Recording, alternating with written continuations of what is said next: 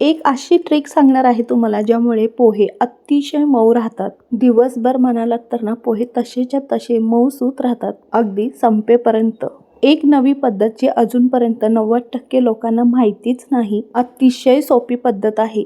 आणि कसं आहे, महाराष्ट्रीयन घरोघरी अतिशय प्रेमाने केलेला नाश्ता म्हणजे कांदे पोहे. आठवड्यातून 3 ते 4 वेळा तर होतातच, पण कधी मनात येईल तेव्हा हा नाश्ता आपण बनवू शकतो. आणि खरं तर कांदे पोहे म्हटले की वेळ लावणारी चव आहे. लग्न ठरवाठरवीचे कार्यक्रम असू देत किंवा इतर कोणतेही कार्यक्रम, त्यामध्ये हे कांदे पोहे तर होतातच. पण हे मऊ लुसलुशीत होत नसतील, चिवट होतात, त्याचा लगदा होतोय, तर ही ट्रिक नक्की वापरा. 10 तास काय, पोहे संपेपर्यंत मऊ लुसलुशीत राहतील आणि चवीत काहीही बदल नाही बरं का. चव मात्र एक नंबरच. तर ही एक नवी पद्धत आहे, ही नवी ट्रिक आहे, अजूनपर्यंत कोणालाच माहिती नाही. ही एकदा बघितलात की तुम्ही ही या पद्धतीने केलात तर तुमचे पोहे मऊ लुसलुशीत होणार. तर आपण आज मस्त अशी पाण्यातले पोहे कसे करायचे ते पाहणार आहोत. त्यासाठी एका चाळणीमध्ये ना मुठीने मी 4 मूठ असे पोहे घेतलेले आहेत. अगदी 5 ते 6 माणसांसाठी आरामात पोटभरीचा नाश्ता तयार होतो. जर तुम्हाला असं घ्यायचं नसेल ना, आपली छोटी आमटीची वाटी असते ना, त्या वाटीने प्रत्येक माणसाच्या हिशोबावर तुम्ही घेऊ शकता. आता इथे 5 ते 6 माणसांच्या हिशोबाने मी पोहे करत आहे. त्यासाठी इथे मोठे 4 मूठ मी घेतलेले आहेत आणि हे चाळणीने पोहे ना व्यवस्थित चाळून घेतले. कधीही पोहे करताना पोहे व्यवस्थित चाळूनच घ्यायचे, कचरा वगैरे सगळा निघून जातो. आणि त्याचबरोबर बारीक चुरा वगैरे पोह्यांचा असतो तोही निघून जातो, त्यामुळे पोहे असे लगदा झाल्यासारखे होत नाही. आता काय केलं, एका मोठ्या भांड्यात ना सगळे पोहे काढून घेतले आणि त्यामध्ये मी हे सगळे पोहे बुडतील एवढं पाणी घातलं आणि हलक्या हाताने असे वरखाली करून पाणी सगळं व्यवस्थित निथळून काढून घेतलं. पाण्याचा जरा सुद्धा अंश ठेवायचा नाही. खरं तर हे सगळी प्रोसेस नळाखाली पटकन होते, पण तुम्हाला दाखवण्यासाठी इथे साईडला मी पाणी घेऊन दाखवलेलं आहे. तुम्ही चाळणीतही असे नळाखाली पोहे धरून धुवू शकता. पोह्याचं बघा किती काळपट असं पाणी निघालं, त्या सगळं फेकून दिलं आणि सगळं निथळून पोहे एका चाळणीत काढून घेतलेलं आहे. चाळणीतले पोहे काढल्यावर लगेचच ना आपल्याला असे रिकामे करून घ्यायचे आहेत. वर खाली व्यवस्थित हलक्या हाताने असे सुट्टे करून घ्यायचे आहेत, वेगळे करून घ्यायचे आहेत. नाहीतर त्याचा पूर्णपणे पाण्यामुळे गट्टा होऊ शकतो, एकत्र होऊ शकतात ते पोहे. एकाने एक शीत अशी वेगळी झाली की पोहे छान होतात. खरं तर पोहे कोणीही बनवू शकते, एवढी सोपी पद्धत आहे. पण ह्या बारीक सारीक टिप्स आहेत, ट्रिक आहेत, त्या व्यवस्थित फॉलो केल्या की पोहे आपले छान होतात. पोहे चाळणीतले बाजूला ठेवले आणि ना एका कढईमध्ये इथे मी 3 ते 3.5 पळी तेल घेतलेलं आहे. पोहे म्हटलं की तेल तर आवर्जून घालायचं, नाही तर पोहे ना अगदी सुके फडफडीत होतात आणि मग पोहे खाताना घास लागू शकतो. त्यामुळे तेल मात्र व्यवस्थित प्रमाणात घालायचं. इथे मी 3 ते 3.5 पळी तेल घातलं. तेल तापल्यानंतर इथे मूठभर म्हणजेच पाववाटी शेंगदाणे घातलेले आहेत. शेंगदाणे तेलामध्ये छान असे खरपूस करून घ्यायचे, भाजून घ्यायचे, म्हणजे कसे पोह्यामध्ये खाताना छान कुरकुरीत लागतात.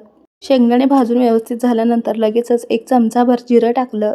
जिरं छान फुलल्यानंतर मीडियम साईजचे कांदे 4 घेतलेले आहेत, ते बारीक चिरून यामध्ये टाकले. पोहे म्हटलं की कांदा व्यवस्थित आणि भरपूर असावा.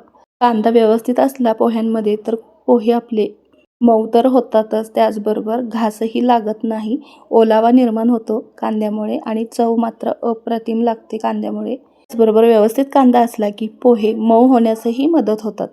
इथे मीडियम साईजचे 4 कांदे घातलेले आहेत. तुम्ही मोठ्या साईजचे कांदे असतील तर 2 घालू शकता, पण कांदा मात्र भरपूर आवर्जून अशा पद्धतीने बारीक चिरलेला घालायचा. पोह्यामध्ये कांदा टाकला की आपल्याला जास्तही खरपूस भाजायचा नाही, अगदी मऊ होईपर्यंत कांद्याचा कच्चापणा जाईपर्यंत आपल्याला परतवून घ्यायचा आहे. मग नंतर पोहे खाताना कांद्यामुळे कचकच लागू शकते, त्यामुळे कांदा जास्त करपूही द्यायचा नाही. खरपूस होईपर्यंत, थोडासा मऊ होईपर्यंत आपल्याला 1 मिनिटभर छान असा व्यवस्थित परतवून घ्यायचा आहे. त्यानंतर लगेचच इथे 4 मिरच्या मी बारीक चिरलेल्या टाकलेल्या आहेत. मिरची तुम्ही तुमच्या आवडीप्रमाणे, तुमच्या तिखटाप्रमाणे तुम्ही ह्यामध्ये टाकू शकता. आता बघा, मिरची तर टाकली आणि या क्षणाला मी कढीपत्ताही टाकते, पण घरी ना कढीपत्त्याचा फ्लेवर पोह्यांमध्ये आवडत नाही, त्यामुळे मी नाही टाकला. जर तुम्हाला कढीपत्त्याचा फ्लेवर आवडत असेल तर तुम्ही ह्या क्षणी कढीपत्ता टाकू शकता. लगेचच मी इथे अर्धा चमचा हळद टाकली आणि चमचाभर मीठ टाकलं आहे पोह्याच्या चवीचं आणि हे सगळं एकत्र करून हे सगळं 1 मिनिटभर परतवून घेतलं. ही सगळी प्रोसेस आपल्याला मंद आचेवरच करायचं आहे. या ठिकाणी काही जण टोमॅटो घालतात, शिमला मिरची घालतात, त्याचबरोबर बटाटाही घालतात, बटाटे पोहेही करतात किंवा मटारही घालू शकता. तुमच्या आवडीप्रमाणे यामध्ये भाज्याही घालू शकता बरं का. पण आपले नेहमीचे महाराष्ट्रीयन पोहे आहेत त्याच पद्धतीने मी तुम्हाला दाखवत आहे. आता हे सगळं 1 मिनिटभर परतवून झाल्यावर ना एका साईडला करून घ्यायचं आपल्याला. आमटीची लहान वाटी असते ना, त्याच वाटीने आपल्याला इथे पाववाटीलाही अगदी थोडं कमी असेल तर चालेल, पाणी घालायचं आहे. ज्याप्रमाणे तुम्हाला मी व्हिडिओमध्ये दाखवलं आहे त्याप्रमाणे सेम प्रोसेस करा. त्याच पद्धतीने पाणी व्यवस्थित घाला. चमच्याने म्हणाल तर अगदी 7-8 चमचे पाणी बसेल एवढं पाणी यामध्ये मी घातलं. अगदी लहान वाटी असते ना आमटीची, त्या वाटीने पाव वाटी म्हणाल तरी चालेल. एवढं पाणी यामध्ये घातलं आणि हे सगळं व्यवस्थित मिक्स करून घेतलं. छान अशी उकळी लगेचच येते आणि उकळी आल्यानंतर यामध्ये आपल्याला पटकन हे पोहे सगळे घालायचे आहेत. जर तुम्हाला ही ट्रिक माहीत नसेल तर एकदा या पद्धतीने तुम्ही नक्की पाण्यातले पोहे करून पहा. अप्रतिम चवीला तर होतातच, पण संपेपर्यंत अगदी मऊ लुसलुशीत राहतात. जर तुमचे पोहे बिघडत असतील, मऊ राहत नसतील, लगेचच असे चिवट होत असतील तर ही ट्रिक नक्की वापरून पहा. पोहे परततानाही आपल्याला जास्त वेळ असे परतत बसायचे नाही, त्यामुळे पोह्यांचा लगदा होऊ शकतो.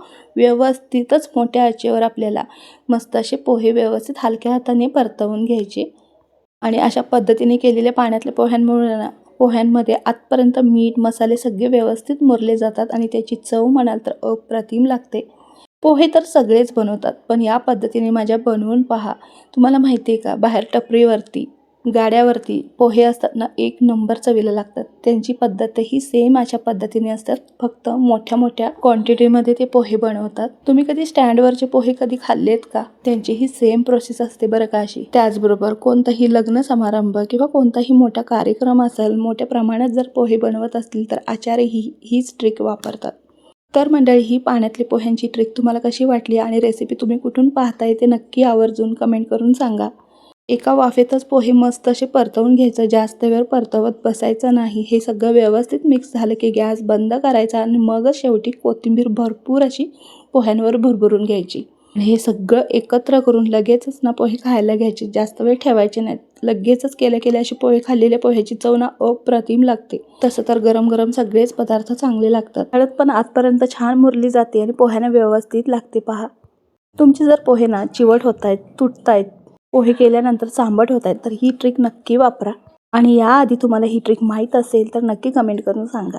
नसेल तर या पद्धतीने एकदा नक्की बनवून पहा आणि रेसिपीला लाईक करा. तुमच्या मित्रमंडळींना रेसिपी शेअर करा.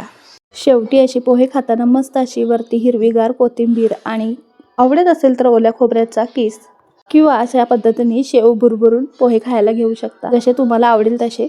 चला तर मग आतासाठी बाय, भेटूया पुढच्या रेसिपीमध्ये. धन्यवाद.